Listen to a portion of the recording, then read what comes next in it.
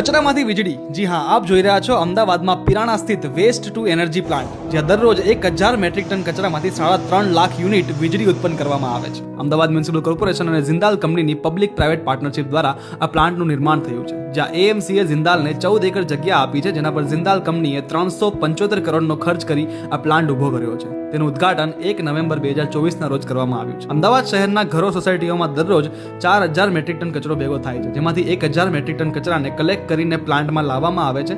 ત્યાં way bridge પર તેનું વજન થાય છે અને ત્યાં રહેલા 40000 મેટ્રિક ટન કેપેસિટીવાળા એમએસડબલ્યુ પીટમાં કચરો એકઠો થાય છે. ત્યારબાદ આ કચરાને બોઇલરમાં સળગાવવામાં આવે છે. તેમાંથી બોઇલરમાં દર કલાકે 65 ટન સ્ટીમ ઉત્પન્ન થાય છે, જે ટર્બાઇનને ગતિ આપે છે, અને જનરેટરમાં દર કલાકે 15 મેગાવોટ વીજળી ઉત્પન્ન થાય છે, જે ટોરેન્ટના સબસ્ટેશન દ્વારા ગુજરાત ઉર્જા વિકાસ નિગમ લિમિટેડને પહોંચાડવામાં આવે છે. અને જીયુવીએનએલ જિંદાલને આ વીજળીના પ્રતિ યુનિટ ₹7.07 લેખે ચૂકવણી કરે છે. પ્લાન્ટનું સમગ્ર મેનેજમેન્ટ